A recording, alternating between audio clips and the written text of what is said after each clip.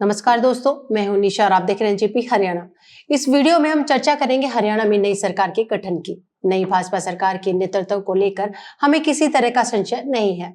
नायब सैनी ही हरियाणा के मुख्यमंत्री होंगे। जो भविष्यवाणी या अटकलबाजी चल रही है वह मीडिया के नए युग की देन है, लेकिन राजनीति में सब चलता है, चमत्कार भी होते हैं, कई बार अटकलबाजी भी सही साबित हो जाती है।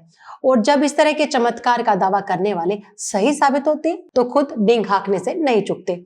हम किसी तरह का दावा नहीं कर रहे हैं, हम जो चल रहा है उस पर बात करने जा रहे हैं। हम आपको यह भी बता दें कि भाजपा ने शपथ की तारीख, समय और स्थान कुछ भी तय नहीं किया है। मीडिया में चल रही अटकलों पर भाजपा के प्रदेश अध्यक्ष मोहन भदौली विराम लगा चुके हैं। दोस्तों, अब आगे बढ़ते हैं। सीएम की संभावना पर हमने पहले ही बात पूरी कर दी है। नायब ही भाजपा के नायाब हीरे होंगे। जहां तक डिप्टी सीएम की बात है तो हमारे हिसाब से डिप्टी सीएम बनाने की संभावना कम है, लेकिन हम इसकी संभावना से पूरी तरह इनकार नहीं कर रहे। वरिष्ठ को साधने व जातिगत समीकरण साधने के लिए भाजपा इस बार एक से अधिक डिप्टी सीएम बना सकती है। फिलहाल अनिल विज व आरती राव को उप मुख्यमंत्री बनाने की मांग उनके समर्थकों की ओर से उठाई जा रही है। दक्षिण हरियाणा को अधिक सम्मान व ताकत देने की मांग राव इंद्रजीत जैसे नेता कर रहे हैं, लेकिन उनके शब्दों में दावेदारी नहीं है।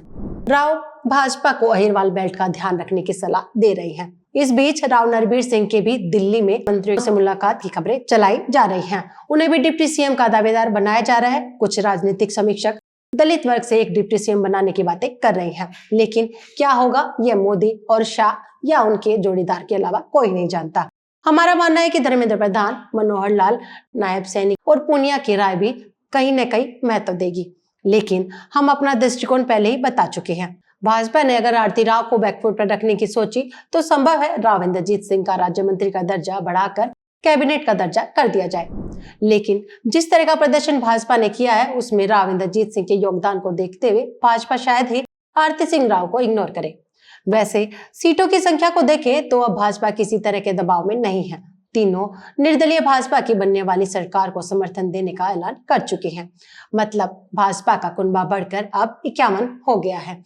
अब भाजपा का शीर्ष नेतृत्व केवल मंत्रियों के नामों पर मंथन कर रहा है। दैनिक भास्कर के सूत्रों के हवाले से छपी एक रिपोर्ट के अनुसार पहली बार मुख्यमंत्री के साथ 4 कैबिनेट और 3 राज्य मंत्री शपथ ले सकते हैं।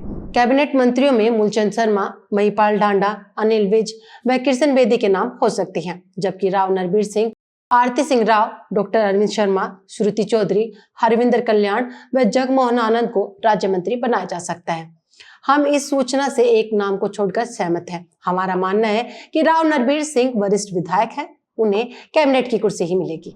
अगर हम दैनिक जागरण की बात करें तो जागरण ने दक्षिण हरियाणा में फरीदाबाद के विधायक पूर्व मंत्री विपुल गोयल, बादशाहपुर के विधायक राव नरबीर सिंह, अटेली से विधायक आरती सिंह राव, नारनौल से विधायक ओम प्रकाश यादव व बावल से विधायक डॉक्टर कृष्ण कुमार में से कुछ के संभावित मंत्री बनने का जिक्र किया है।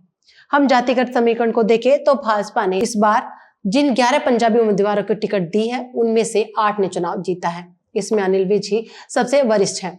विज के अलावा हांसी से तीसरी बार विधायक बने विनोद भयाना, जींद के विधायक कृष्ण मिड्डा, यमुनानगर के विधायक घनश्याम दास अरोड़ा व पानीपत सिटी के विधायक प्रमोद विज भी मंत्री पद की दौड़ में है।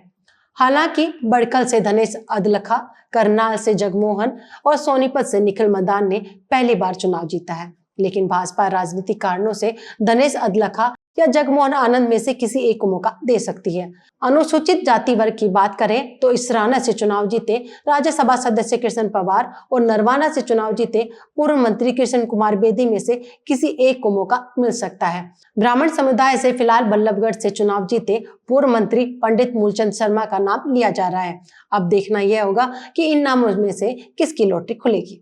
अब हम एनजेपी के अनुमान की बात करते हैं। हमारा मानना है कि नए मंत्रिमंडल में संभावित सीएम नायब सैनी के साथ अनिल विज, विपुल गोयल, मूलचंद शर्मा, राव नरबीर सिंह, महिपाल ढांडा व आरती सिंह राव को कैबिनेट में शामिल किया जा सकता है। अनुसूचित जाति से कृष्ण बेदी, कृष्ण पवार व डॉक्टर कृष्ण कुमार में से किन्हीं 2 की लॉटरी लग सकती है। इसी तरह यादव समुदाय से नारनौल के विधायक ओम प्रकाश, रेवाड़ी से विधायक लक्ष्मण सिंह यादव व महेंद्रगढ़ के विधायक कंवर सिंह यादव में से किसी एक को राज्य मंत्री और किसी एक को उपाध्यक्ष या कोई अन्य जिम्मेदारी दी जा सकती है। पंजाबी समुदाय से विज के अलावा कृष्ण मिड्डा, प्रमोद विज, हरविंदर कल्याण व जगमोहन आनंद में से किसी एक का नाम बतौर राज्य मंत्री शामिल किया जा सकता है। रणबीर गंगवा का नाम भी संभावित मंत्रियों में लिया जा रहा है। वह प्रजापत समुदाय से हैं। हम अभी आरती राव को डिप्टी सीएम की रेस से बाहर नहीं कर रहे हैं। अगर डिप्टी सीएम बनाने का फैसला हुआ तो आरती राव का नाम आने की पूरी संभावना है। हम आपको यह भी बता दें कि भाजपा में मंत्रियों के नाम पर पूरा मंथन चल रहा है। नायब सैनिकी प्रधानमंत्री नरेंद्र मोदी, गृह मंत्री अमित शाह, पार्टी अध्यक्ष जेपी नड्डा, धर्मेंद्र प्रधान, मनोहर लाल व अन्य वरिष्ठ नेताओं से मुलाकात हो चुकी है। नायब सैनिक राष्ट्रपति व उपराष्ट्रपति से भी शिष्टाचार भेंट कर चुकी हैं। अहिरवाल के 3 जिलों रेवाड़ी, गुरुग्राम व महेंद्रगढ़ की 11 सीटों में से भाजपा ने कुल 10 सीटें जीती हैं। यहां से राव इंद्रजीत सिंह के कहने पर जिन्हें टिकट दी गई और जो टिकटें सीधी राव इंद्रजीत सिंह के समर्थकों को दी गई, वह सभी सीटें भाजपा ने जीती हैं। इसी कारण पार्टी पर अहिरवाल को ताकत देने का दबाव रहेगा।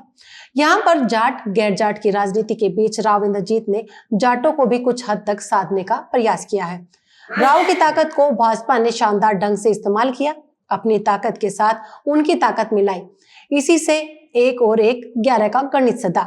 जनता ने जो देना था भाजपा को दे दिया। अब बारी भाजपा की है। मंत्रिमंडल को लेकर चल रही संभावित अटकलों पर आज इतना ही। जल्दी ही फिर मिलेंगे किसी नई अपडेट के साथ। आपको हमारी ये रिपोर्ट कैसी लगी कमेंट बॉक्स में जाकर बताएगा जरूर। नमस्कार।